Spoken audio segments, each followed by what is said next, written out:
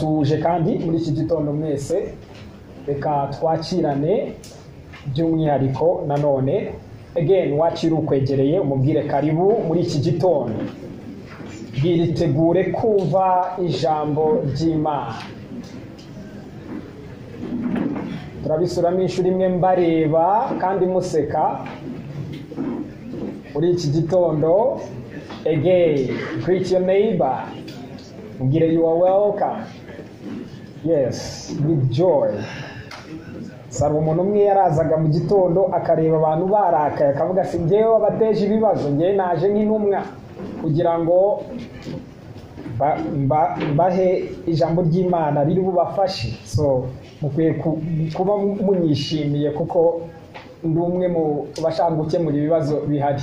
So urumva nshaka kugufasha, sindi umwanzi wawe. So I'm excited, ndishimye cyane kuba muri iki gitondo turi hano kandi natwe twese niko bidukwiriye. Ni amahirwe, ni opportunity Imana iduha kugira ngo dusabane nayo.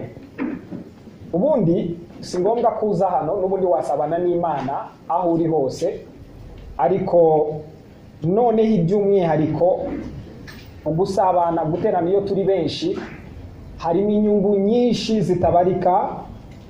Harimo ko byanditswe ngo uko iminsi irushaho kubegera namwe murushaho guterana kwera. Uko nta muntu n'umwe umeze nk'umusozi wibana, turakenerana, dukenera inshuti, dukenera abavandimwe. Naho iyo tuvutse ubwa kabiri, iyo twizeye, tugira umuryango mushya, uwo witwa umuryango w'abana b'Imana. Muri uwo muryango ni byinshi uboneramo. Kugira ngo umuntu wese akure akenera umuryango mwiza. Iyo ufite umuryango utari mwiza, uri uruhinja, ushobora no gupfa prematurement, ntawe ukwitayeho, nobody cares. Ariko hano naho someone cares, hano hari abavandimwe bawe, inshuti muri Kristo Yesu. So bivuga iki? Ni ahantu ho gukurira, ni ahantu ho kwagukira, ni ahantu ho kuruhukira, ni ahantu ho gufashirizwa, ni ahantu twese duhuriza hamwe kugira ngo twubakane. Ni byiza rero guterana kwera kugira ngo udasigara wenyine maze Satani akakwibasira nta n'uwo ufite utabaza cyangwa wagufasha. Kandi nuko Imana yabikoze, ikunda ko umuntu aba nyamwigendaho, ikunda ko twese dukenerana kandi ko tugirirana neza, tugafashanya, bikubaka umubiri umwe ari wo witwa umubiri wa Kristo. Muri iki gitondo ufite ijambo nibwira ko ntari bubashe kurangiza, maybe biraba ama series nk'uko turangije ikindi cyiciro kirekire cy'ijambo twavugaga ngo kubera iki Yesu. Uyu munsi ngiki kibazo, ndakwibaza ibibazo byinshi, iyo wibajije ibibazo nibwo ubona ibisubizo. Ikibazo kiravuga ngo ese ikibazo ni ikihe? Ese ikibazo ni ikihe? Naraye nsenga ijoro ryose kubw'impamvu imwe, Imana ifashe igufashe nawe ninkominika ubyumve kandi bikugirira umumaro kuri uyu munsi. Biciye muri iri jambo tugiye kuganira, wenda biramara iminsi simbizi, ariko I guarantee you yuko ibibazo byinshi ushobora kuba wibaza uri bwumva Imana ibisubiza kimwe ku kindi. I mean questions kimwe ku kindi. And impamvu ki nuko ariko byanditswe, kimwe mu bituma ngiye ngunda kubwiriza ubutumwa bwiza nuko harimo at least igisubizo n'ibisubizo abana b'abantu bibaza. There are answers. We nanjye nekereza ko meze nanjye mashake, I want solutions, shaka ibisubizo nuko nawe ushaka ibisubizo. So icyiza kimwe mu butumwa bwiza si ukugira ngo habeho idini ryitwa ubukristo, nuko arimo igisubizo cy'inyokomuntu, the needs, bimwe mu byo twibaza, bimwe mu byo dukenera, all that is encapsulated in the gospel. Byose bizingiwe ubutumwa bwiza. throughout ndimo niga ibi byanditswe uko nsoma, I was crying, nsoma ndira, mbikora njyenyine kugira ngo hatagira ugira ngo hari ikibazo kindi nagize, but I'm touched kubera ko mbona solutions, ibisubizo birimo hano byasubiza kuri souffrance y'abantu, umubabaro w'abantu utari ngombwa. I repeat, utari ngombwa. Si cy'Imana ishaka kukubwira muri iki gitondo, n'iki umwuka yari yambwiraga n'iki, ngo ashaka kugufungura amaso, akungura ubwenge, akwimure ahuri biciye mu kumenya, maze wisange ufite ubuzima butandukanye n'ubwuzi n'ubw'abandi biciye mu kumenya. So icyo ari gukorera muri iki gitondo is to touch you. Imana iragukoraho biciye mu ijambo ryayo, maze uhishurirwe. Na ijambo ryitwa guhishurirwa ryitwa apocalypsis.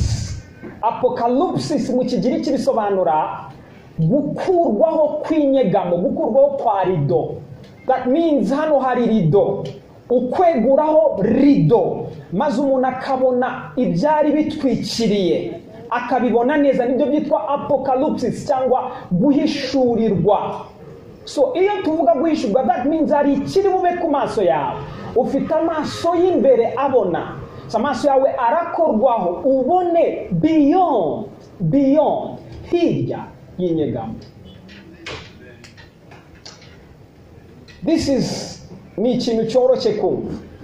Niba koko turi abana b'Imana kandi tugahamya ko Imana izi byose, uramutse uri umubyeyi mwiza uzi byose, ukaba ufite umwana wabyaye nta kintu na kimwe azi, cyangwa ntugire n'umutima mwiza wo kugira ngo amenye ibyuzi, ubwo ububyeyi bwawe muri terms z'urukundo ni ubuhe?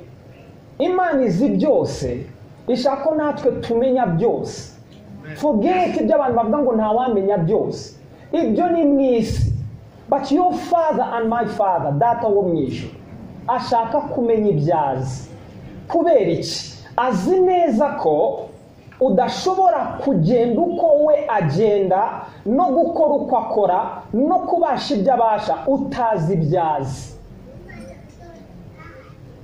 Kugira ngo expecting ko wafulfillinga, wakuzuza his purpose, umugambi we, icyo yakuremeye, ugomba kumenya ibyazi. Niba utazi ibyazi, ntabwo ushobora gukora ibyo yakora. Impamvu dushobora gukora ibyo ni uko iduhishurira ibyiza tukabimenya natwe.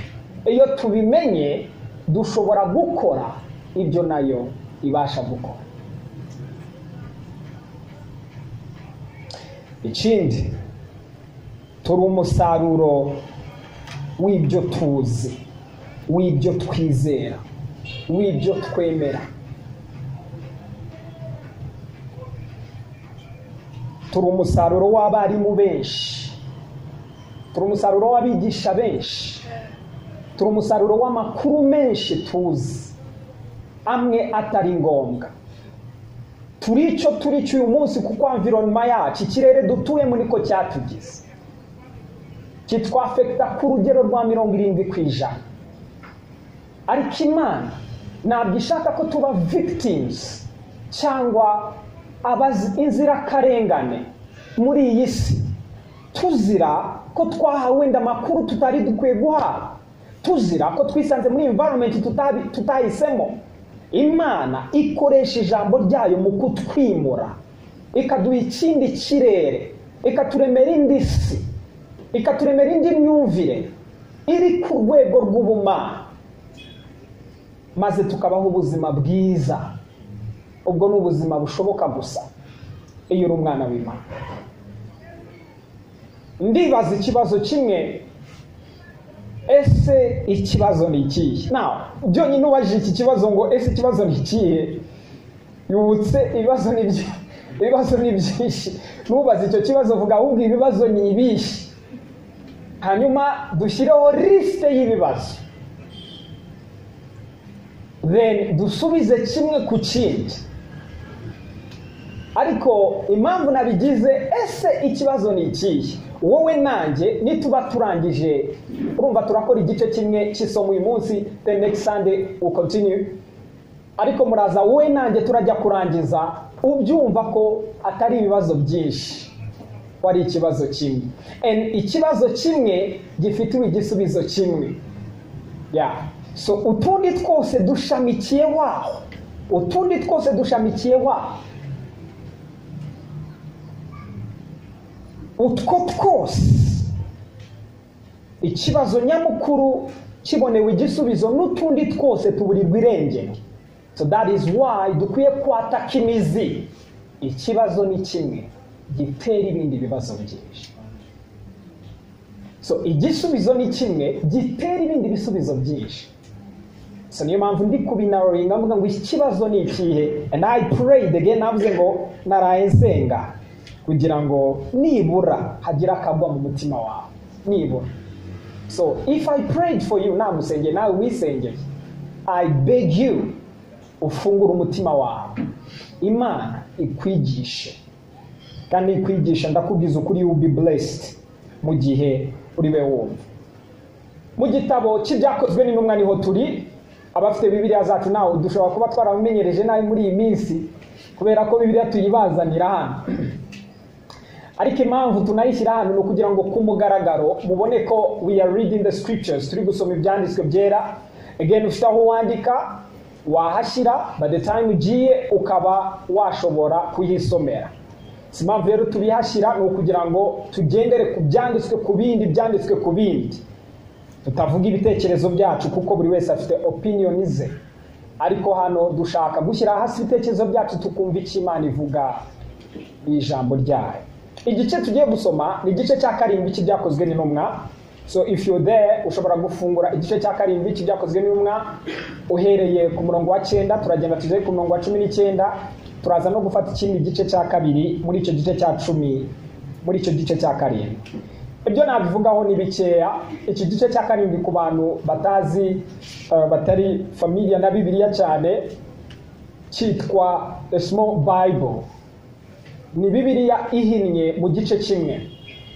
Abahanga, abanyeshuri ba Bibiliya, theologians, bemeza ko iki ari igice cy'impine ya Bibiliya uhereye ku murongo wa mbere kugeza igihe urangije ku murongo wa nyuma w'igice cya 7 cy'igitabo cy'ibyakozwe n'intumwa.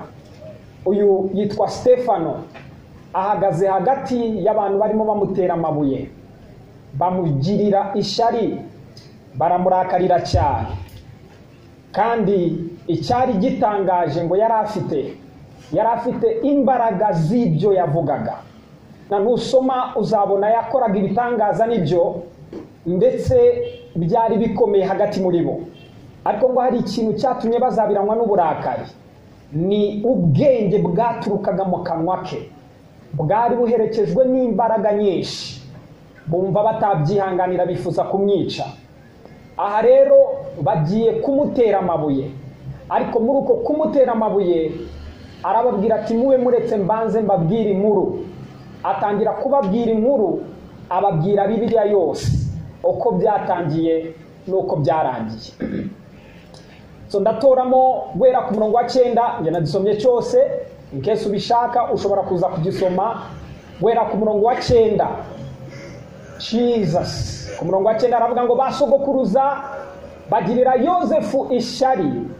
Now mere kuri umurongo wa 9 reka mere hejuru. Iyo uhereye hejuru atangira avuga iby'Aburahamu, uburyo Imana yahagurukije Aburahamu kugira ngo imukore mu bwoko bukomeye bwa Isiraheli, maze imaze guhagurutsa Aburahamu imusezeranya urubyaro rw'umugisha, ngo aza kubyara umuhungu umwe. Uwo muhungu umwe yaje kubyara babiri, kuri abo babiri umwe akomokaho n'abasogokuruza 12, wongeyeho Dina umukobwa utajya avugwa ngo abana 12 b'umuryango ya Isiraheli, nyamara bari 13.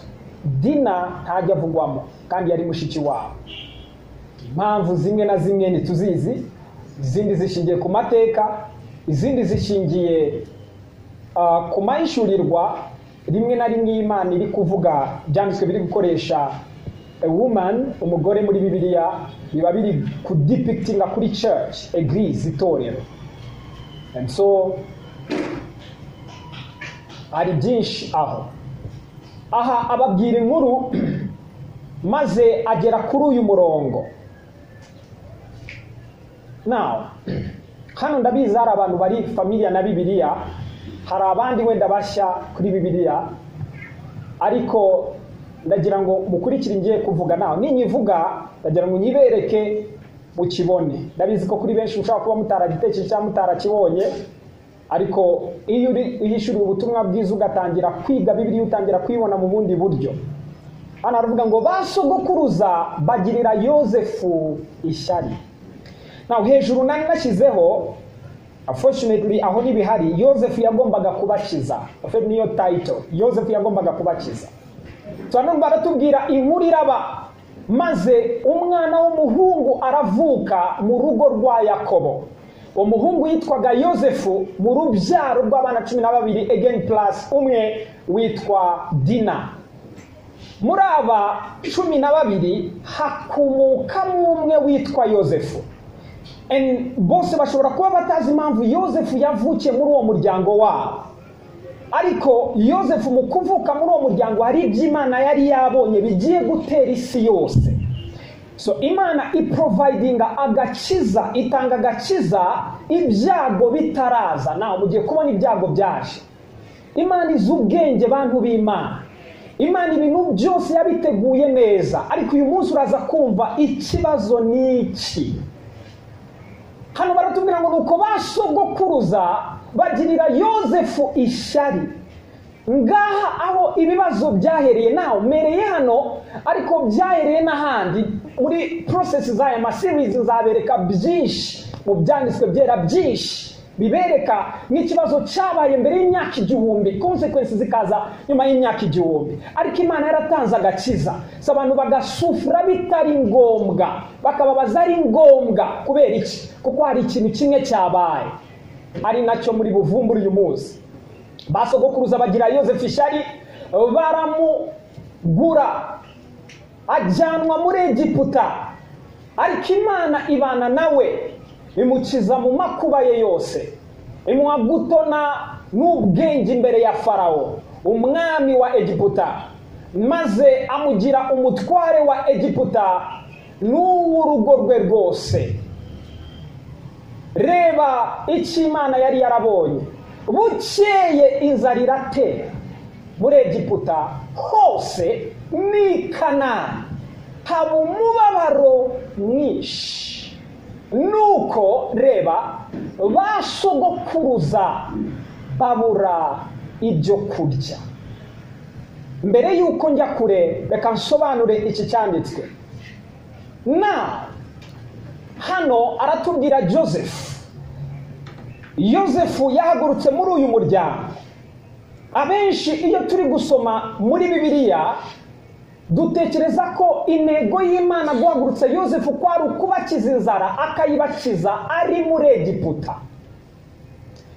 Ariko hari ibyo tutabona, ko mu by'ukuri ntabwo byari ngombwa ko Yosefu ajya muri Egiputa. Hano mu gitekerezo cy'Imana irakidika ikavuga ngo basogokuruza bagirira ishyari, bagira Yosefu ishyari. Muri icyo gihe Yosefu yatangiye kurota, niko amakuru atubwira turi gusoma mu itangiriro. Yosefu atangira kubona inzozi zidasanzwe, azirotorera bene se, azirotorera na papa we. Papa we yari umuntu uzi gusobanura iby'inzozi, asobanukirwa ko mu nzozi za Yosefu bivuze ngo Yosefu yahamagariwe kubakiza, ngo kuko yabonye izuba n'ukwezi byose byikubita imbere ye. Mu gihe yabibabwiraga, isi aramubwira ati mbese ubwo njyewe na nyoko na bene so tuzakwikubita imbere?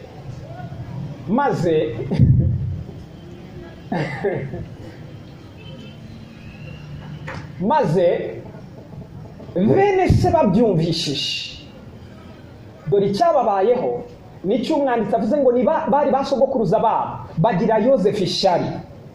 Mu gihe yarose izo nzozi, ntabwo hari specifically n'ahantu hashyizwe ko yagombaga kubakiriza.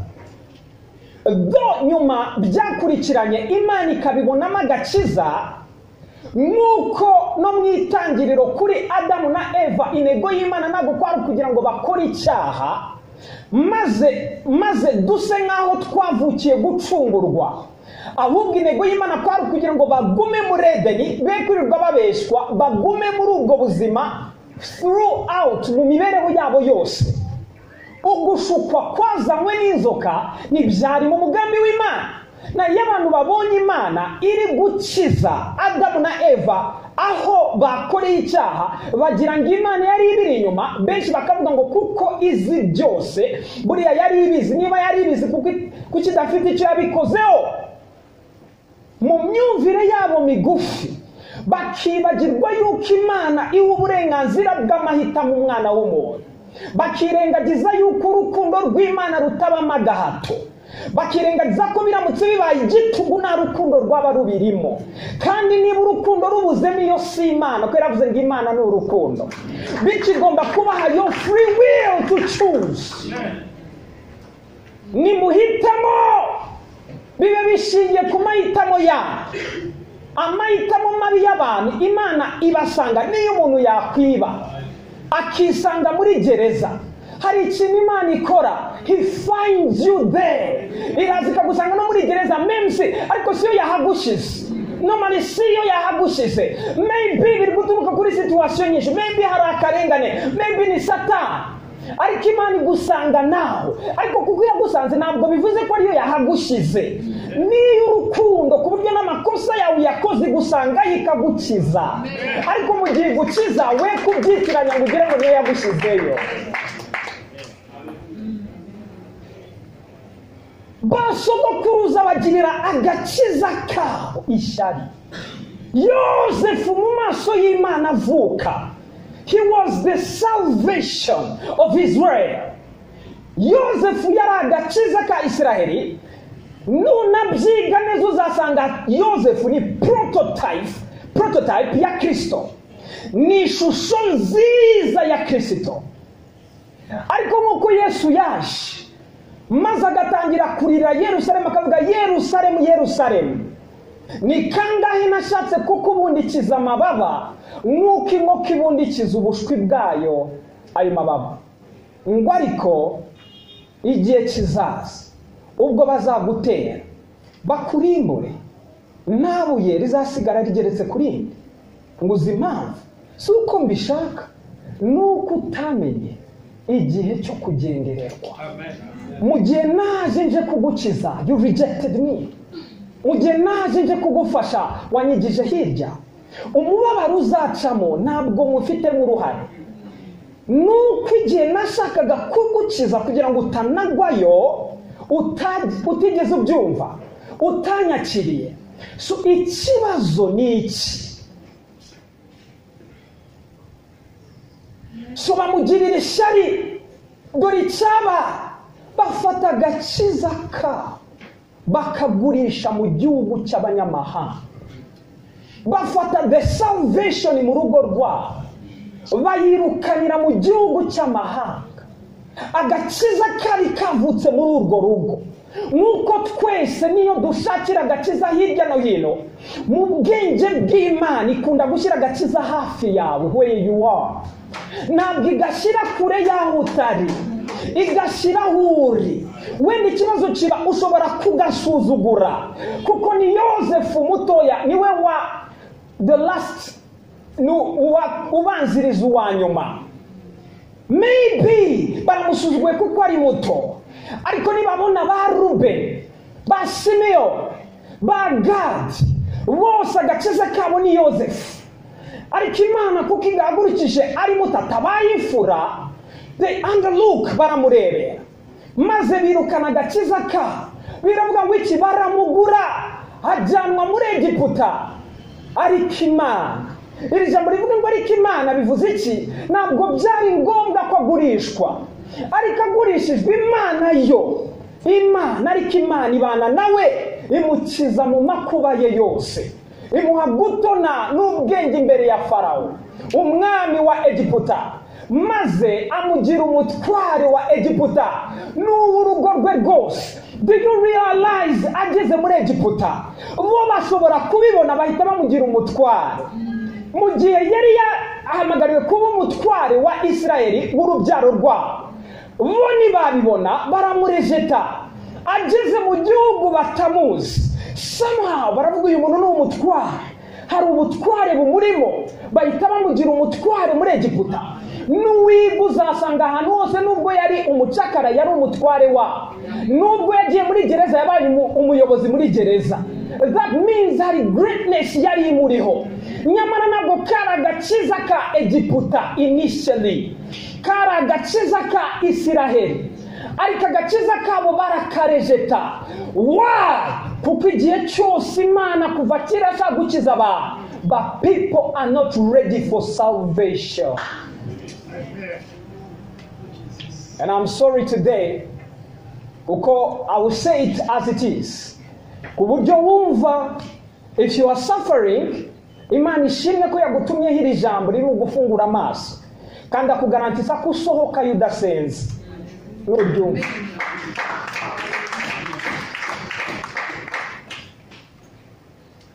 Maze umutware muri Egiputa nawe umurebe. Uyu ni Yakobo. Jesus. Uyu ni umuhungu wa Isaka. Isaka ni umuhungu wa Aburahamu. Aburahamu Imana yakoranye isezerano nawe. Irambwira ngo nguhaye umugisha Aburahamu. Ariko umugisha wawe ni mwinshi, ntabwo wawurya ngo umare wenyine ku gihe cyawe. Uyu mugisha nguhaye wowe n'abazagukomokaho n'urubyaro rwawe. Si umugisha ugomba gukurikirana. Donc qualification ni ukuvukira iwawe. Mu gihe bavutse bakomotse mu rukiryi rwawe, abo ngabo bari entitled kuri uwo mugisha. Na Isaka araza. Umunsi umwe inzara iratera ku gihe cya Isaka. Isaka ashatse guhunga, Imana iramugendera amubwira Isaka ibuka ntabwo umeze nk'abandi. Ntabwo inzara iri muri contract nagiranye na Aburahamu. I blessed you before you were born. Nuramuka uyigiyemo ni mistake, ni ikosa. Nenamubwira biba muri iki gihugu cy'abandi bita ubutayu. Nubiba muri iki gihugu igituma byera si uko ubutaka bwera, nuko umugisha wa so Aburahamu kuri. As you sow in this land, uzabona inkubwe nyinshi. Biravuga ngo nuko arabiba muri icyo gihugu, ngo nuko agiye kweza yeza inkubwe 100 times 100. That means niba abandi beza toni 10, yeza toni 10 kubyishura 100. This is not a coincidence, even a blessing ya Abraham. Umugisha wa Abraham ufati kuri kumo wafekta n'ubutaka na field akoreramo.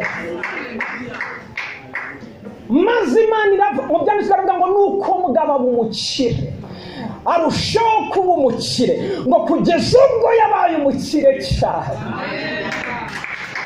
Uyu ni Isaka abyaye Yakobo. Muri uyu Yakobo ahabwa umugisha n'Imana, ajya kwa Labani ahunga mwene se. Igihe cyose Imana iha umugisha ishyo rya Labani, kubera ko Yakobo yarariyo, yari yikoreye the blessing of Abraham, yari yikoreye umugisha wa Abraham. Maze igihe cyose uko araho ahantu hakabuka ibintu bigakunda, because of the blessing ni substance itagaragara ariko ibyari bigaragara. Ni ikintu kikubaho kitagaragara ariko kibyari bigaragara. Muri iki gihe Imana imuha umugisha mwinshi, aratunga. Murabizi neza Imana imuha n'amashoye. Mu gihe yaragiye guhura na mukuru we witwaga Esau, ashyira n'amatungo imbere avuga ngo mwene data tugiye guhura ndi kugutura kugira ngo ashobore kumusaba imbabazi.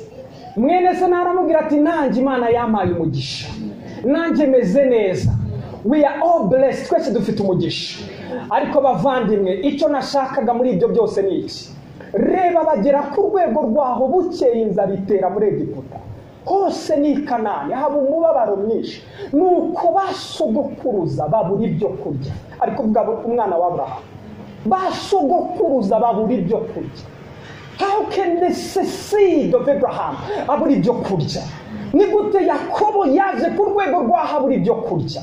Ni gute yisanze muri iyo nzira? Ninde wamushize aho hantu? Yayisanze ate? N'iki cyabaye gishize Yakobo muri iyi nzara? Okay, naco we n'inzara yarateye itera mu gihugu cyose, ariko ntabwo yagombaga kwicwa n'inzara. Biravuga ngo bagira umubabaro mwinshi. Uyu mubabaro wari ngombwa. Oya, dore icyabaye. Next. Ariko Yakobo yumvise yuko muri Egiputa hari amasaka, udusaka, amasaka. The man ari gusufferinga ku buryo atekereje ngo yumva inkuru zivuga ngo muri Egiputa hari amasaka. But now watch this. Ayo masaka yaje ate muri Egiputa? Akabura i Kanani. Ayo masaka yageze byari muri icyo gihugu kitaho umugisha kurusha igihugu cyaho umugisha. Yinjiye yate? Yazanywe n'umucunguzi wa yitwa Yosefu. Mu myaka 7 yagiye kurota, agiye kubona inka 7. Abona ngo azaba imyaka 7 y'inzara, indi myaka 7 y'uburumbuke. Maze ngo arotoye, Imana abona iki kintu yunguka ubwenge, aravuga ngo mu myaka 7 y'uburumbuke reka dusarure duhunike mu bijega bizadukuvura mu myaka 7 y'inzara. Ndi kubabwira ngo agakiza kari gakwiriye gukora muri uru rugo, kari gukorera muri Egiputa. They are suffering for nothing. Ikibazo ni iki?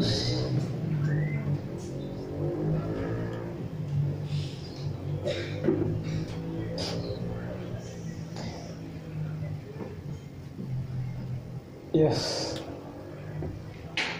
they were suffering for nothing.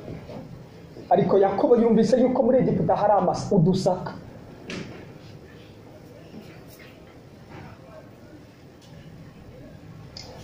Atuma basogokuruza ubwa mbere, maze ubwa kabiri Yosefu amenywa na bene se.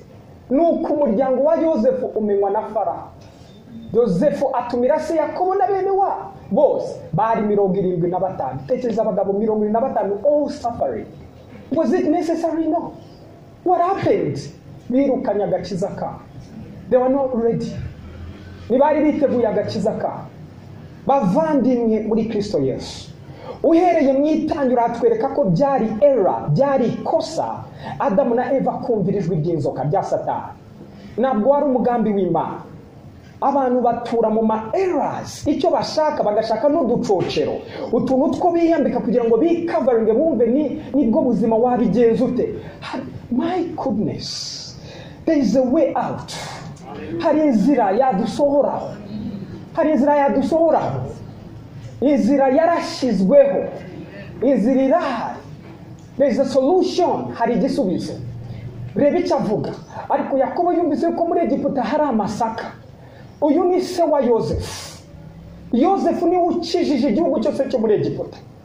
Igihugu mu gihe inzara yari itangiye imyaka 7 irangiye y'uburumbuke, itangiye nta n'umunyegiputa wigeze abura uwo munsi. Bose barariye kuko basanze byarateguwe neza. Yosefu yarantisipe ibyo bintu byose arabitegura. Igihugu cyari cyarabateganirije. Maze ariko i Kanani w'inzara irabica, biracika. Maze bumva ko hari igihugu cyabonye agakiza. Bava iwabo bagana basanga icyo birukanye. Yakobo aramanuka hajya muri Egiputa, harinda napfirayo arapfa we n'abasogokuruza. Was it necessary? No. Kibyanditswe binatubwira byinshi byamubayeho. Habwira Farawo amubwira ngo umugaragu w'imyaka y'uruzerero rwanjye, it's as though habayeho neza, it's as though nabayeho nzerera. Kwari ukwimuka mva njyaha, byari ngombwa? No. Ni umuhungu wande wa Aburahamu. Ikibazo n'iki? Ni ibibazo. We are missing something important. Cyangwa hari icyo tutumva neza. Ikibazo ni agakiza kataraza. Ese utekereza ko ari igihe cy'Imana? Yakobo aramanuka ajya muri Egiputa, arapfa we n'abasogokuruza. Now murebe, things were getting worse. Byarushaho kuba bibi. Bajyana i Shekemu babahamba mu buvumo. Aburahamu yaguze igiciro cy'ifeza na bene Hamori w'Ishekemu. Tekereza naho bari bafite bashingura. Shebuja isogokuruza abo niwe wabaguriye aho bazamushyira. Sogokuruza no kuvuga ngo baherukaga sogokuruza yabitekerejeho. Ateganyiriza n'urubyaro rwe ruzamukurikira imyaka 4. Maze iki gihe bahita bashaka ubuvumo sogokuruza Aburahamu yaguze. Abari bwo bamutwara. Niba muri kureba havuze ngo Shekemu, that means bavuye muri Egiputa bamutwara Shekemu. Now, top down. Ariko igihe cy'isezerano cyenda gusohora, na murebe ko byarushijeho kuba bibi. Ariko igihe cy'isezerano cyenda gusohora, iby'Imana yarahiye Aburahamu, abantu baragwira baba benshi muri Egiputa.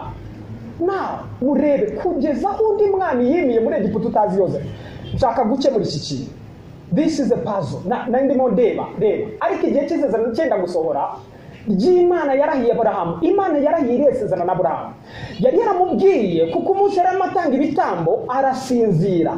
Asinzira amubwira ngo dore ubwoko bwawe buzatwarwa nk'abanyagana imyaka 400. Now, uwiga Bibiliya n'utayiga, please follow me on this one. Ese Imana yashakaga ko bamara iyo myaka 400 yose? In our minds, mu bitekerezo byacu duhita twumva, Imana yategetse ko bimara imyaka 400. Ngiye kuguprova urebe ko this is not true. Impamvu atari true ni, my God, impamvu atari true ni, yategetse imyaka 400, ariko watch, ntibavuyeyo hashize imyaka 400. Bavuyeyo hashize imyaka 430. Ibyo nabyo nzabigarukaho. Kubera iki baninjiro 30 kandi Imana yaravuze 400? Na ureba hano bavuga ngo igihe cyenda gusohora. Igihe cyenda gusohora imyaka 400. Muri make bayimaze muri Egiputa. Were they supposed to be there 400 years? No. Ntabwo ariko byari bikwiriye. Dore icyabaye. Imana yabonye ko they are not even ready. Ibibaze kuko ireba kure, ibona nibura mu myaka ikabakaba 400 nibwo bazaba bakangutse. Kandi kizabakangura ni umubabaro mwinshi kuko hazaza umwami utazi Yozefu abakande. Mu gihe azaba arimo ababaza kuko bashimye ubushyitsi. Mu gihe bari bagiye muri Egiputa, inzara yaje gushira nyuma y'imyaka 7 kuki batasubiye mu gihugu cyabo. Imyaka yashize ari 7 bahita bagombaga gusubira mu gihugu cyabo kuki batasubiyemo. Imana yabibonye kera, ibona ko nibajyayo bazenjoyinga kuko igihe bari ahantu bita i Gosheni. Ariko ikintu kimwe cyakubibutsa, nubwo ari i Gosheni si muri gakondo yabo, ni igihugu cy'ubusuhuke. You have your own land. Hari aho mukwiye kuba muri bari babizi. Ereri amakosa naho yabereye yuko bagombaga gusubira iwabo, bamara iyo myaka benjoyinga, ariko aho bari kunezererwa ntibazi ko hari imitego iri imbere. They are not supposed to be there. Bagomba kuhaba. Otherwise baraza kwikura umubabaro utari ngombwa. Maze ibyanditswe byatubwiye iki? Ngo iby'Imana isezerano rigenda gusohora. Ndagira ngo mbabarire iyi myaka hanyuma nituza gusoma hepfo muzabibona. No mama ubyize hano ari kuvuga mu mwaka wa 390 kuko bagombaga kumara imyaka 40. Muri iyo myaka 390 kuko ndi kubabwira ko ndi dropping hasi mu bibone. Umwaka 390 kubera ni imyaka 10 mbere yuko imyaka 400 igera. Iyo myaka 10 mbere yuko Imana mbere yuko 400 igera, nibwo Mose yahagurutse yiyumvamo gutangira gucungura bene wabo. Ubwo nukuvuga ngo bari baratinze, ariko ashatse no kubacungura nabwo ntibari biteguye gucungurwa. Bahita bamwirukana, arirukana ku biti 40 mu butayu.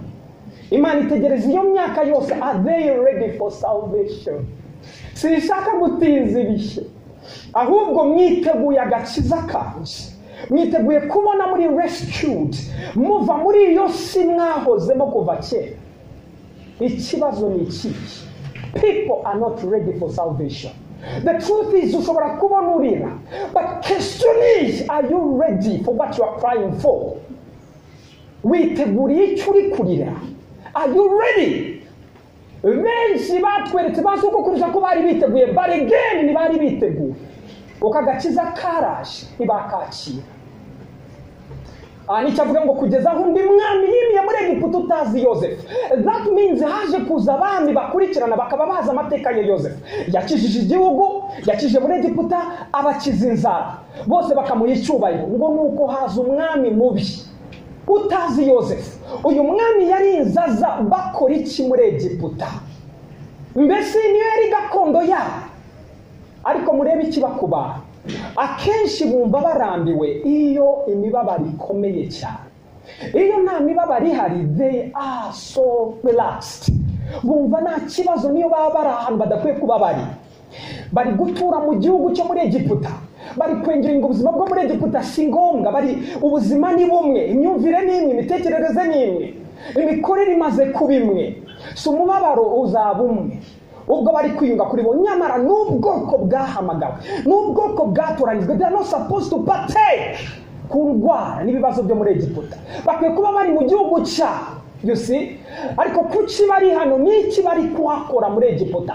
Ese ni Imana ishaka ko baba? Urebye muri iri jambo ngo igihe cyenda gusohora, ushaka kugira ngo isezerano ry'Imana niryo ryategetse kugira ngo bahagume mpaka iyo myaka 400. Niba ariko Imana yabitegetse ko byagomba kugenda, kuki yarenze? Bikwereka ngo na mbere yaho byarashoboka. Uwo mwami agira uburiganya bwo kurimbura ubwoko bwacu, agirira abasogokuruza nabi, abateshereza abana babo biminja kugira ngo batabaho. Ahita ashyiraho gahunda zo kwica abana bose, ashaka kurimbura Isiraheli. Byari ngombwa? Oya. Barakora iki muri Egiputa? No one knows. Ntabwo bakwiye kuba baraho kuko si igihugu cyabo. Hari ubuzima bahamagariwe, hari ubuzima bahawe, hari ubuzima bashyizwemo. Barakora iki muri Egiputa? Bose ntibari biteguye agakiza, ntibari biteguye ibyishimo Imana yavugiye muri Aburahamu. Barinda basafaringa bitari ngombwa. Ege navuze ngo ikibazo ni iki? Kuki ndinda ngeraho?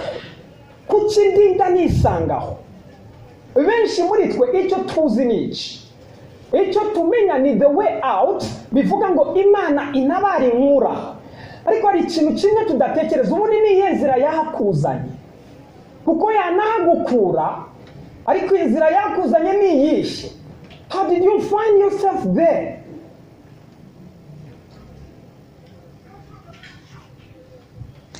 Umubabaro utari ngombwa. Aha turi mu kuva mu gice cya mbere, guhera ku murongo wa 8.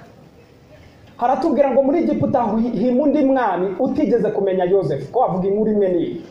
Abwira abantu bati, dore Abisirayeli bahindutse ubwoko buturuta ubwinshi, buturusha n'amaboko. Nimuze tubashakira ubwenge be kugwira, bakazatuma bafatanya n'ababisha bacu. Habaho intambara, bakaturwanya, bakava mu gihugu cyacu. Do you realize ko abantu babahagurukiye ari Abanyegiputa? Kandi uri kubona ko badakwiye kuba muri Egiputa, ko atari igihugu cyabo. None ubwicyo wabarenganya ko babahagurukiye kandi bari aho badakwiye kuba bari. Again kugeza kubafasha kumva ikibazo ni iki. Because sometimes ndashaka ko Imana inyiza, Mana ndengera bano bantu, but am I supposed to be there in the first place? Ese mwiye kuba ndaho? Nahamagariwe ubuzima bundi bw'ikirenga, nahamagariwe ubuzima bushya muri Kristo Yesu. Nahawe ubwo buzima. Did I accept it? Narabwemeye, yampaye imbabazi ze, narazemeye, yangize umutunzi, ndabyemera. So if I suffer the suffering zitari ngombwa, ese nuko atanyishishe, ese nuko atarima, cyangwa nuko niteguye kwakira umwuzuro w'ibyo yanzaniye.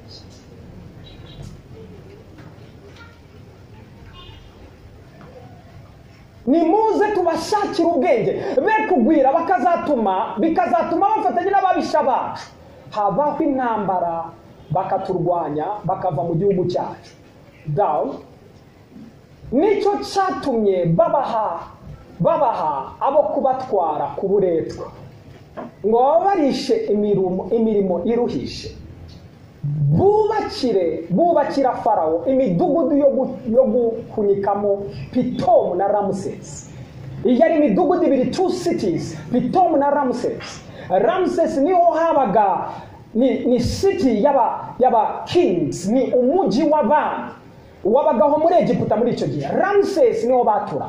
Pitomu wari umuji wa supply, aho bakuraga aba slaves, aho batunganyirizaga abagaragu n'imbata. So hari umuji usupplying ibintu bigomba kubaka umuji wa Farawo aho yarari. Barabakoresha ngo bubake Pitomu, bubake na Ramses. Brothers and sisters, izi nyubako bari kubaka ni gakondo zabo. Izi nyubako bari kubaka ni izabo se. Bari kubakira umwanzo, bari kubakira Farawo. Bari kumwubakira ku gitugu n'akaga n'umubabaro ukomeye. Question, are they supposed to be there? Mbere yuko batangira kubakira Farawo, bagombaga kuba bubaka amazu yabo muri gakondo yabo. Ariko they are in the wrong place. Baraho badakwiye kuba bari. Baje muri Egiputa gute? Bazanywe na Yosefu. Baje bakurikiye agakiza, bajugunye. Bisanze muri Egiputa bitari ngombwa. Iyo Yosefu batamugurisha akagumaho, he was going to save them mu gihugu cyabo. Ntabwo bari guhura n'umujinya n'ubugome bw'Abanyegiputa. You see? Nandi kweri ku rundi ruhande rw'ibyanditswe byera. Now, muri ruhande barimo bari gusafaringa atari ngombwa. Maze muri iki gihe batangiye kubaka n'imidugudu ikomeye. Natubwirwa mu mateka yuko piramide n'ibintu bikomeye byubatswe n'Abisirayeli hariya ku gitutu n'igitugu cya Farawo. Farawo arepresenta Satani n'ubwami bw'umwijima. That means dutangira kwisanga turi abaservants b'ibintu tudakwiye gusavinga. Are we supposed to be there in the first place? No! Imana yadutumyeho agakiza. Imana yamaze kuduha agakiza, Jesus Christ. He doesn't want us to suffer. Ishaka ko tubaho mu buzima bushya bwazanywe nawe. Are we ready to receive our Savior? Ese twamufungurira tukamwemerera so that he saves us? Inyoko muntu yose, n'iyi si yose muri kubona. Everything that is going on ku isi yose, nta nubwo ari ngombwa. Ariko n'igihe uri kuvuga ubuzima bwo hanze yo muri Eden, bari kubabazwa hirya ya Eden, Imana yabirukanye. Ikinyoma cyatumye basohoka muri Eden, bari gusafaringa atari ngombwa. Barimo bahinga, Bibiliya ngo ubutaka bubamereza ibitovu. Amawa atangira kuzamuka, bahinga nibeze. Ni ngombwa si ngombwa. Si Imana yari ikeneye n'agakiza, salvation, Yesu akaza n'agakiza k'ibi byose. Ibihugu bica mu bibazo bitari bikwiye gucamo. Inyoko muntu ica mu bibazo bitari bikwiye gucamo. And surprisingly twese tukavuga ngo Imana niyo ibishaka. Who told you? See the big picture. Iyo tuza kumwemera umwami tukamwemera mu mwuzuro we, hari ibyo tutari dukwiye gucamo. Ibyo bituzana muri Eden n'ibyo tumaze iminsi tubona. Bidutuza mu gihugu Imana yategetse ko ibiti bimera by'amoko yose n'ibiribwa by'ubwoko bwose umuntu adasafaringa. But I'm telling you, aho kugira ngo tubone icyo gishushanyo twirebera hano turi guhinga bitaza, tuti Imana mfasha uyu munsi bwere. We don't see the big picture. In the first place, nari nkwiye kwimukaho wese, nkatuzwa muri gakondo yanjye aho mpinga bikera.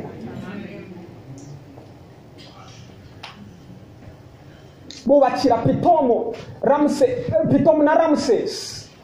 Ariko uko barushagaho kubabaza, nabo niko barushagaho kugwira no gukwira. Abanyegiputa banga Abisirayeli urunuka. Abanyegiputa bakoresha Abisirayeli agahato. Babarisha ubugingo bwabo uburetwa bw'agahato, uburetwa bw'urwondo n'amatafari n'ubundi bwose bwo mu gasozi, uburetwa bwose babahatisha. Are we supposed to be going through sickness and diseases? Surprisingly, isi yose yarabyemeye. Yes. What can we help? Jesus. Niyo mpamvu nkunda ubutumwa bwiza. Uravuga ngo ubutumwa bwiza ni imbaraga z'Imana. Ubutumwa bwiza ni bwo isoni uko ari imbaraga y'Imana ihesha uwize wese gukizwa. Salvation means sozo. That means kuba affected mu mwuka wawe, mu bitekerezo byawe, mu buzima bwawe. Jesus came for that. Ni kuba igishushanyo mbonera kinini ngo mukirebe. Ibi byose si ngombwa. Imibabaro si ngombwa. Si ngombwa.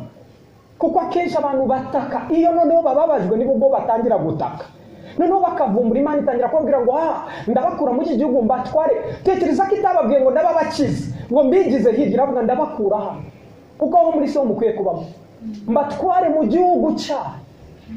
Ushobora kugira ngo ikura Abisirayeli muri Egiputa bari biteguye, ntabwo bari biteguye. Uzi wari witeguye ni Mose.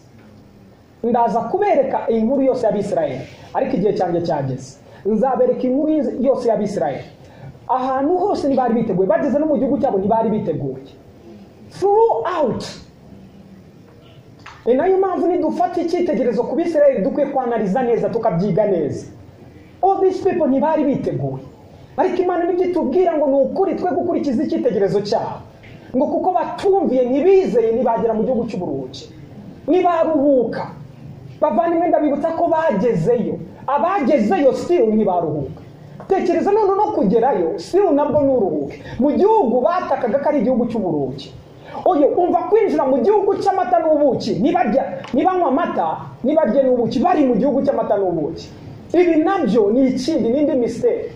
I want to tackle this on Sunday because ibi byose bizadufasha kumva ikibazo ni iki. Kandi nzi neza ko uzaguka ugasobanuka, ukamenya neza uko ibintu bikora. Nube victim. I'm telling you, kuko amakuru menshi dufite ntabwo arava ku Mana. Nasanzwe twasanze ninde wayashyize ntitubizi. Navugaga iyo ndirimbo umuntu umwe ngo yarimo aririmba ngo bari baravuze ngo abaturanyi babo ngo barya abantu.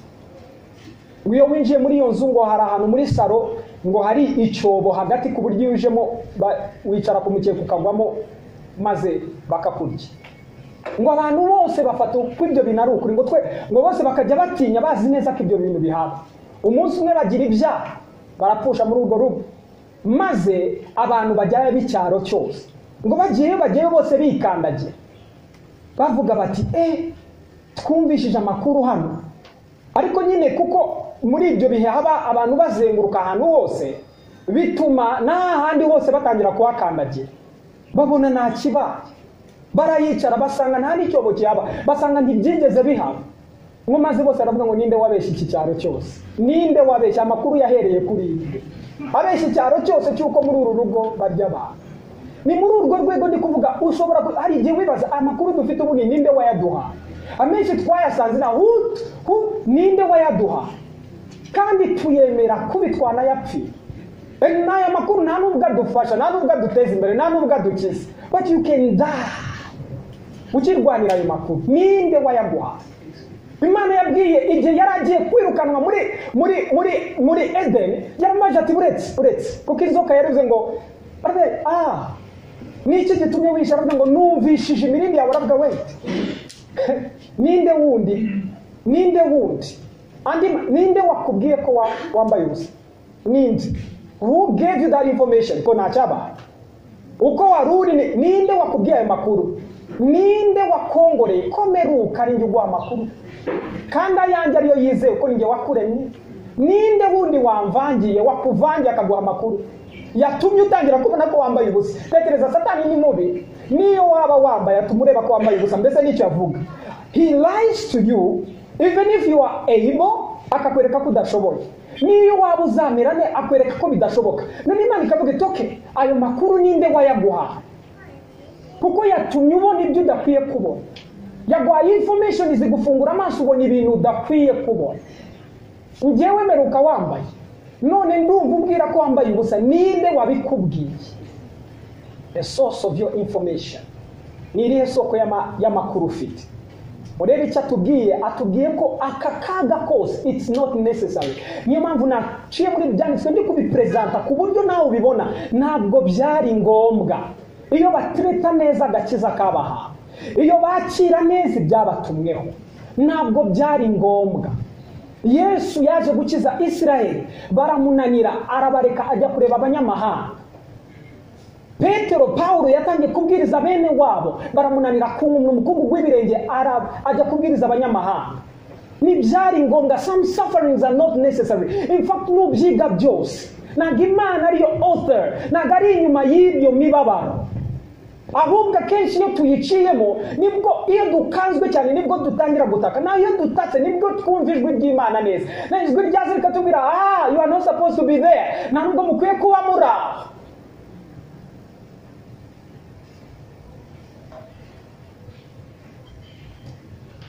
Ikibazo nuko batari biteguye. Reka nangiriza aho, I'll pick from here ku cyumweru mvugeho ikindi gice. Reka nangize gutya. Mwuka w'Imana ashaka kukungura ubwenge. Biravuga ngo ndajijuka nkarusha abasaza. Uko ibyo wabwirije, ibyo wahamije ari byo nibwira. Ndajijuka nkarusha abasaza. Uwabivugaga yari Dawidi, aravuga ngo nari muto ariko nangiye kujya ntekereza ku by'ijambo rye ntangira gukura, ndajijuka ngenda ndusha abasaza. Ari umusaza. Icyo ni icyambere. Cya kabiri, aravuga ngo kandi mfite ubwenge buruta ubw'abanyigisha bose. Mbarusha ubwenge muzi impamvu ngo nk'uko ibyo wahamije ari byo nibyo yibwira. Amategeko yawe niyo nibwira. Aza meditate kuri uku kuri ngo ndajijuka ngira ubwenge nkarusha abanyigisha. Uzabavuga hari ibintu byinshi biduha amasomo. Aravuga ngo ngira ubwenge buruta iby'amasomo, amasomo aciriritse nahawe n'iyi si, information nahawe hirya no hino. Nkagira ubwenge bubiri hejuru, nkavumbura ko ibintu bidakwiye kuba gutya. N'abavandimwe ndi kuvuga gutya, ndagira ngo ntere umwuka wa revolution mu mwuka wawe. You are not supposed to be there. Ntube so comfortable mugakiza Yesu yatuzaniye. Do you realize ntabwo dukwiye kuba dufite gakondo yacu? We suppose kuba dufite gakondo yacu. Hari ibintu bitari ngombwa. Some of us turabitorera tukumva na wamenya na that's why ijambo ry'Imana rije kuri wowe ngo umenye noneho. Umenye ko atari ngombwa. We can walk out. Dushobora gusohokayo. Umugambi w'Imana ni mwiza kuri twebwe. Forget kuko akenshi iyo dutekereza ku ngano y'ibihugu dutuyemo, ya societe y'amakuru menshi ara. But we can be so different muri iyi si. Ntabwo turi supposed kuba nk'abandi bose. You are supposed to be unique. Ukwiye kuba utandukanye, utangaje. Ukwiye kuba wihariye. Ukwiye kuba udasanzwe. Ubu ni bwo buzima bushya Imana iduha muri Yesu.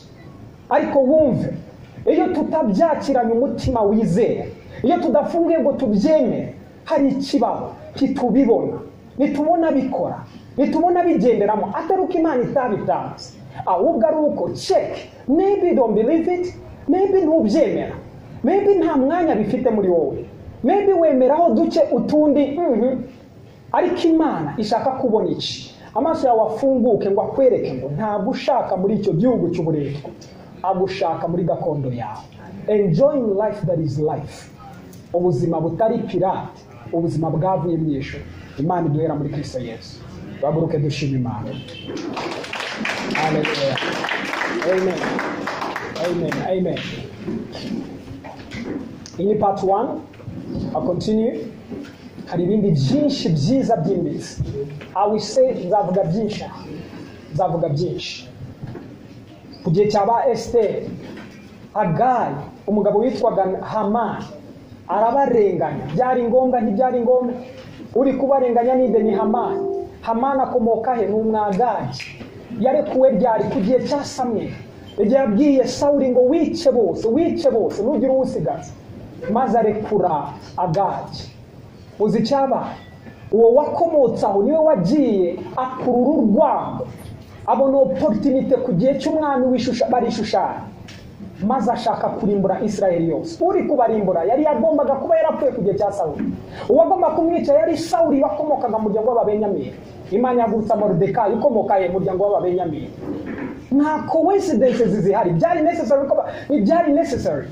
Ariko they went through ibitari ngombwa. Imana iki ishaka kudukiza n'iki? Hari ibintu bitari ngombwa kucamo mu buzima bwawe. Kandi icyo Imana igukorera uyu munsi, nyuma yo kugwa amaso abona, iraguha amababa ugurukire kuri iri jambo kugira ngo ugendere hejuru y'ibigukanda mu buzima. Thank you Jesus. Thank you Jesus. Kristo ni gihugu. Kristo niwe gihugu. Aho ngaho Kristo ni gihugu dutuyemo.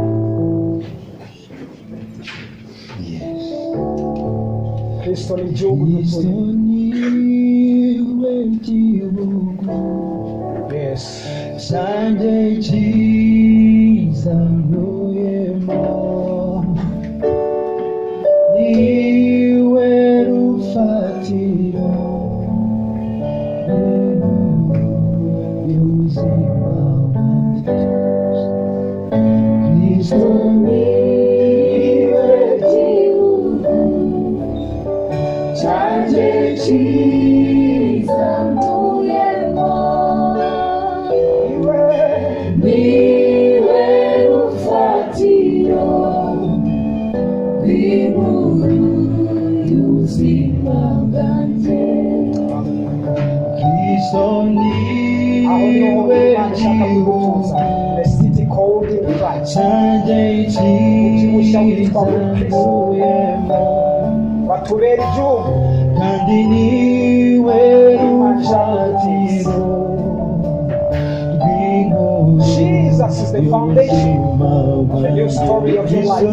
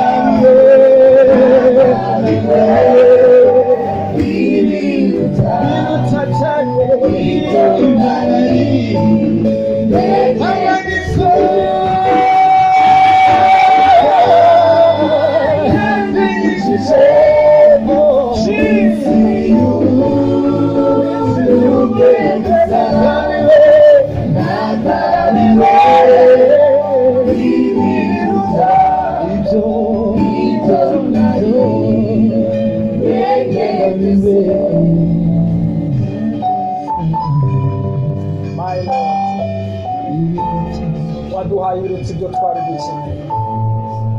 Waduhaye ibirutsi ibyo twari dukeneye. Waduhaye ibirutsi ibyo twari dukeneye.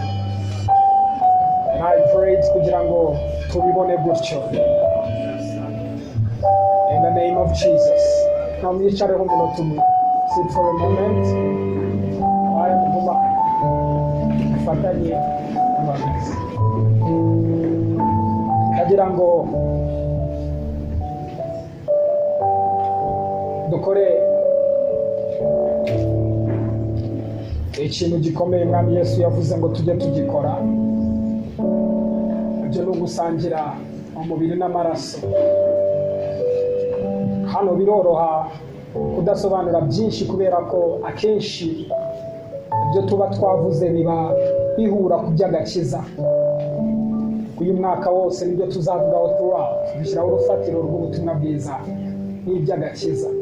Uyu mwaka utazavuga ibindi, ariko umwaka wose tugomba kuvuga ibintu by'agakiza by'ibanze byose muri Kristo Yesu.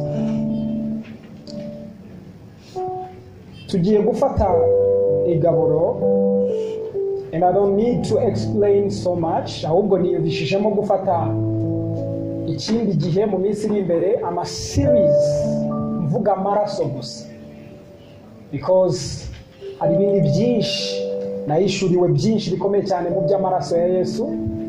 And please tumenya, please tuba free. Nibuke ko ikitubohora ari ukumenya, muzamenya ukuri kuba batuye. Na tugiye kunywa amaraso, uyanywa ni uwizera wese Yesu ko yamupfiriye. Ni igihamya cy'uko wemera ko Kristo he died for you. He died for you. Yapfiriye wowe. Kandi mu gihe biba, Yesu yaravuze ngo tuba turimo duhamya iby'urupfu rwe.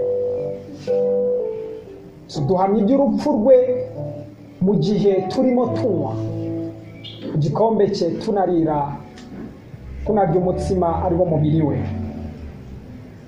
Hari umurongo umwe nashaka kubereka mu Baheburayo ibice 9, umurongo wa 14, ariko kansoma wa 13 na 14, that verse. Hanyuma ikore iki gikorwa none ubwo amaraso y'ihene n'ay'imfizi n'ivu ry'inka yiriza iyo biminjiriwe ubahumanye ko byeza umubiri ugahumanuka.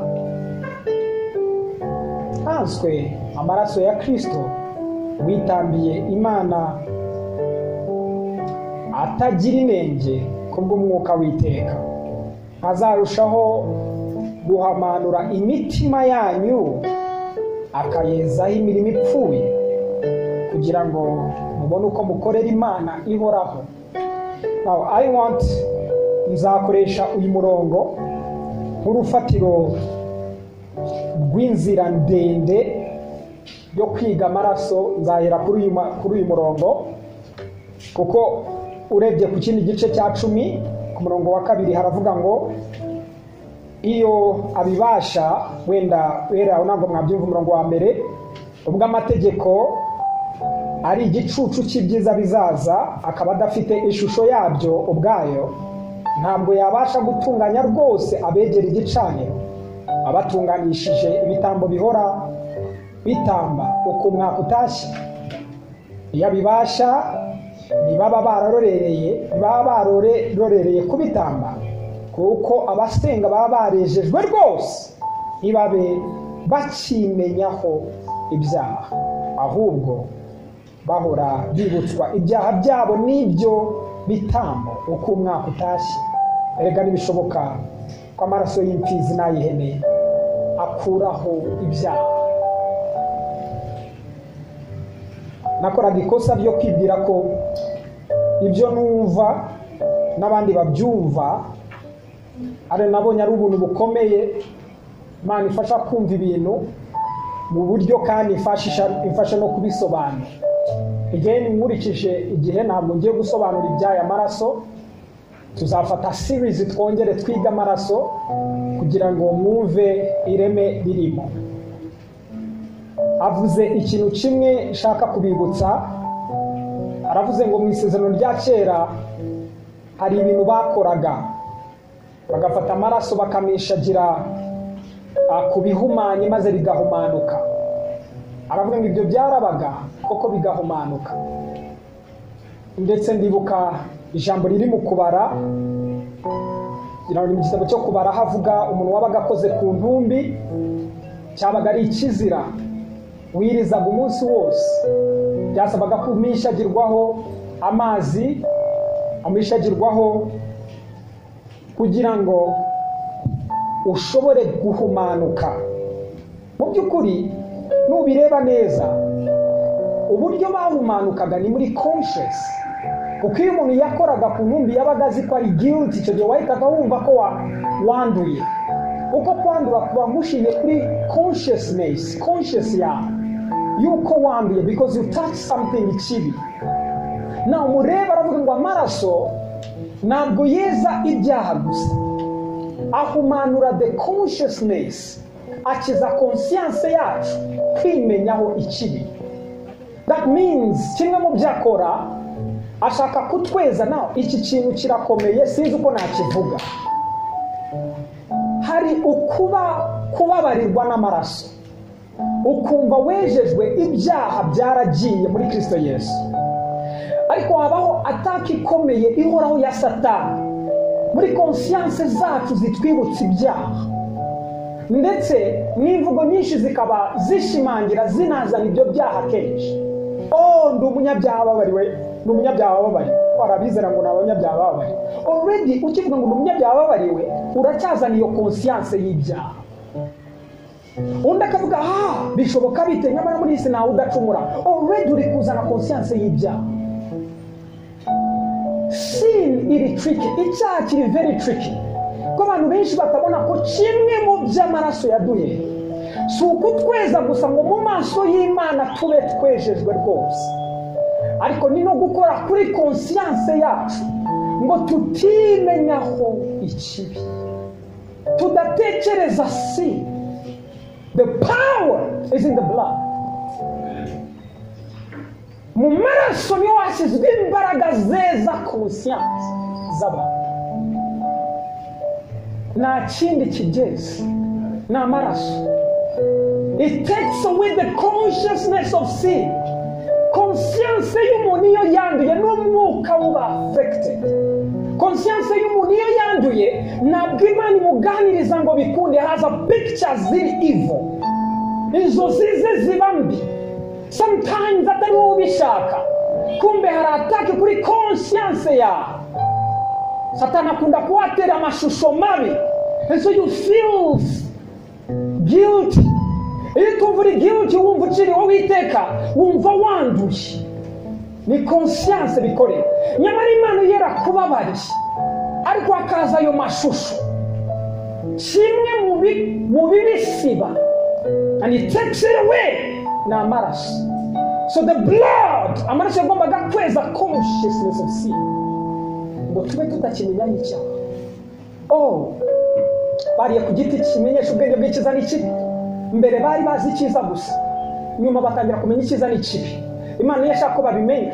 The blood works on us to an extent whereby tutakimenyaho n'ikibi, aho tuzi icyiza gusa. Bivuga ngo ku kibi mumere nk'impinja. That means meze nk'uruhinja ku kibi.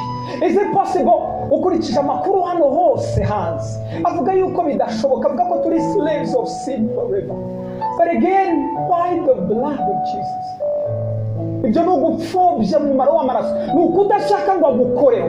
The blood of Jesus, amaraso Yesu asiba ayo mashusho, asiba burundu iyo consciousness of sin, tukabaho tutakimenyaho. Mwumve iyo consciousness of sin igihe hari ikikubaho, ugahita wegurira iyo conscience umwuka wera, maze agatangira kujya kuzanira amashusho y'ijuru. Niba utamwere kutangira kwerekwa, that is it. Kuko afunga gutyo, kuko ari indorerwamo y'ibyiva mu isi y'umwuka tureberamo. Nujya ureba iby'umwuka ahubwo kuko conscience yawe yandushwe.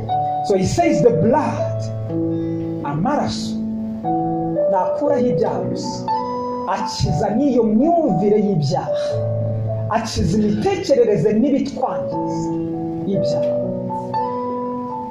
As you take the blood today, mu gihe urimo unywa amaraso, now if you were a sinner, uri candidate.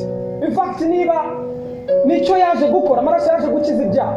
It's amazing that people will say, niba wanduye niwegera amaraso, kandi ariwo murimo wayo. Ni nko kuvuga ngo niba wanduye we koga. Imagine. So how will you be cleansed? Biratangaje. So abantu barabicurije siko biri, ahubwo niba wanduye nibwo ukeneye amazi. You see? Si cyo nshaka uyu mugoroba muri iki gitondo rather. Icyo Imana ishaka ni ugucleaninga consciousness yawe kugira ngo wezwe mu mitekerereze yawe, conscience yawe itunganywe rwose, kandi ikibikora ni amaraso ya Yesu. You just say Lord, uyu munsi ndimo nywa amaraso, uyu munsi conscience yanjye irezwe, conscience yanjye, imitekerereze yanjye niyongera kwanduzwa. Hano ntabwo ndi kuvuga umwuka wawe, ndi kuvuga conscience. Hano ntabwo ndi kuvuga uri w'imbere, ndi kuvuga conscience. Jesus did it all. Yesu yarabikoze. Niba wandushe biri muri conscience yawe, the truth is yarakubabariye. When you believe, ariko nubu byibonaho, nubu byumva, nube unabifeelinga, then the problem is muri conscious. What the blood does, kimwe mu by'amaraso akora aneza conscious yawe. God, Imana ishaka kugira umutima utagucira urubanza, umutima ubona. Muzi ikibaho? Nibwo ijuru rikora neza muri uwo mubiri wawe. Heaven iba active. Yavuze iby'umubiri, avuga iby'umubiri, avuga ngo umuntu wese uzarya umubiri azaba yiteka byose. Brothers and sisters, Mwuka Yarambye hari ikintu ashaka gukora kuri tariki ya 10 y'ukwezi kwa cyenda. Now listen to me. Some of you, abantu bakunda abababeshya, kandi iyo uri kudemontra ukuri ari we Kristo biragora ko abantu babyaki. Unyumve ndi kuvugira munsi y'umwuka w'Imana. Niba hari indwara iri mu mubiri wawe aho utagera, akenshi muganga guha ikinini, you take it, kikinjira kikagiringa n'icyo kibazo. Warira wagira ute ntagihinduka kugeza ugiye uriri ikinini. Imana yarabimenye ngo iduha ikinini gihoraho, ngo iduha umubiri wa Yesu dushobora kurya muri 2012. When you eat the bread, bitekereze nk'ikinini kiva ku Mana. Nukirya kirivanga na system y'umubiri wawe, kiraroketinga any disease in you, and you'll be healed. Kuko ashaka ko umubiri wawe uba muzima. Do you remember ko Yesu bamukubise bakamwangiza ku munsi wa gatatu azutse, umunsi wa gatatu bamubonye baramuyoberwa, na trace yari muriho naho ntacyaba, asiga inkovu gusa zo mu biganza naha ngo kugira ngo tuzamenye ko crucifixion was real, ko imisumari yari y'ukuri. Ahandi hose umubiri we wari mutaka. Jesus never got sick. Uzima yashaka kutubwira ngo it is possible. You can live health. Nabaho mufite sante. Muri iki gitondo feel the healing power of God. Muri iki gitondo Imana ishaka gukora muri system ya na aho utagera, umugati urahagera. N'amaraso ya Yesu arivanga n'ayawe. If the problem iri mu maraso ya, believe something will happen to you. Ni kimwe mu byatumye Imana ikuza, niko Mwuka Yera ari kumbwira kaka. Ni kimwe mu byatumye ubaha. It's going to work on your system. Nibi binini by'abantu bikora, how much more God? Turi kuvuga umuntu wapfuye apfiriye wowe, for you kugira iyo santima uva. Hari ubuzima buva muri Adamu, hari n'ubuva muri Yesu. Nikubwira ubuzima bupfupfunyuka bukomoka muri Kristo. Dushobora kurya no kunywa bike mu maraso no mu mubiri. Get ready. Indwara arayikukumba. This will be the last time you suffer. Amadureri yose agenda munda, mu matwi, mu maguru, mu maraso, mu mitsi, mu misokoro. Na hari intege nke hagaruka ubuzima. May life come to you. Uri mu by'umutsima, uri mwana maraso. We kumfata, forget, nuko ikukunda ibintu je uko abandi babikora. No, it's personal now. It's personal.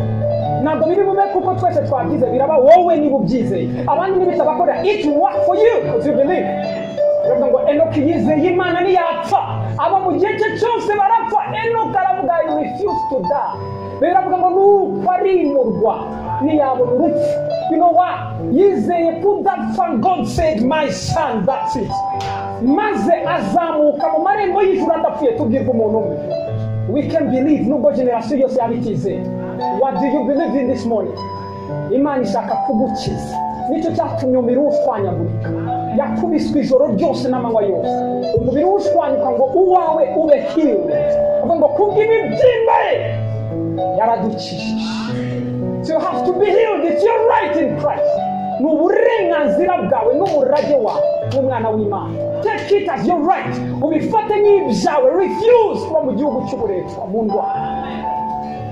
Reka icyo kikubere muri iki gitondo. Ndagira ngo baduhe umutsima. Baduhe umutsima twese ndetse n'amaraso. Babikore at the same time. Please sing for us. Ndagira ngo umuntu wese abe ready. Get ready. Mbago umutsima n'iki utegereza akanya gato kugira ngo dusengere rimwe ubundi tubifatire rimwe. Reka mwese bibagereho. Bazane n'amaraso amenta ubu bifite nanjye nkuko mubifite. In Jesus name. Yes. N'amaraso babahe mwese. Akasa profata kasa. Ari imbaraga zikiza muri iki gitondo. If you believe, Yesu ari hano. Now, come on,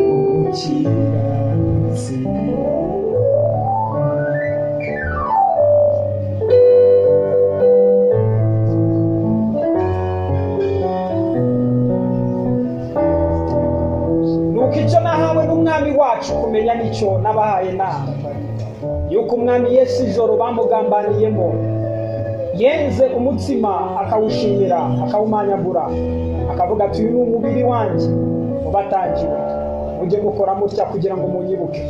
Igikombe kigenza cyo bamaze kurya ati iki gikombe ni isezerano rishya ryo mu maraso yanjye mujye mukora mutya uko muzajya munyweraho kugira ngo munyibuke. Data ndagushimiye ntabwo nta muntu n'umwe ukiza nk'uko ukiza. Muri iki gitondo udufitiye ubuntu bwinshi, ushaka kwiyintroduza mu buzima no mu mibiri y'abantu uyu munsi mu buryo batigeze barota, batatekereza ko bishoboka. Ushimiye iki gikombe wapfuye ku musaraba kugira ngo amaraso uyamene ku bwacu. Turagikoranye igikorwa cyo kwizera mu gihe tunywa, turimo duhamya iby'amaraso yawe. Amaraso yawe rero areza kandi arakiza. Uyu munsi consciousness zacu zireza buri kintu cyose kuva hejuru kugera hasi. Amaraso yawe arivanga n'ayacu maze tugire amaraso mashya. Amaraso yawe iyo ahuye n'ay'abantu, ay'abantu aburizwamo ayawe agakora. Niba yawe yari mazima n'ayacu araba mazima. Umubiri wawe warashwanyuwe kugira ngo mwami dushobore kugira imibiri mizima. Imibyimba yawe niyo idukirisha. Aho ikintu cyose kitagera, amaraso yawe n'umubiri wawe birahagera. Umuntu wese agifata muri iki gitondo, reka ibintu bitigeze bimubaho bimubaho, bihamye ku rupfu rwawe n'umuzuko ari iby'ukuri, mu izina rya Yesu, amen. Ushobora gufata umutsima ukanywa n'amaraso.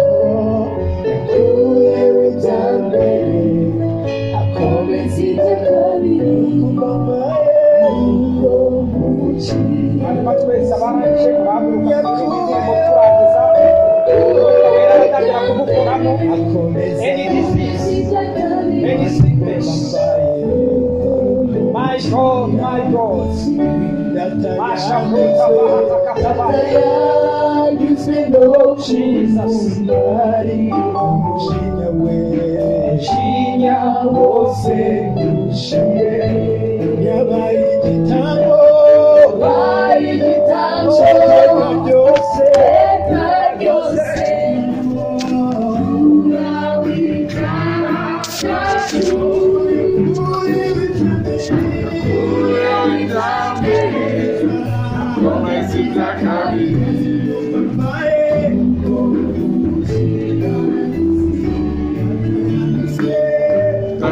yanyuzwe no kumumariraho, jinya wose ushire, yabaye igitambo iteka ryose, ikuraho ibyaha byacu,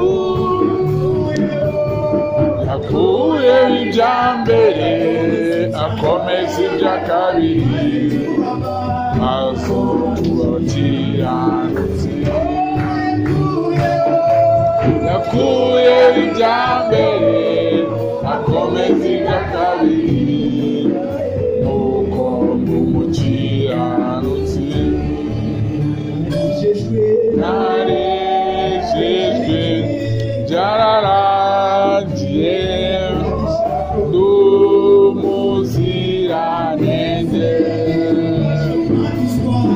simbasha kwandura amaraso ya Yesu.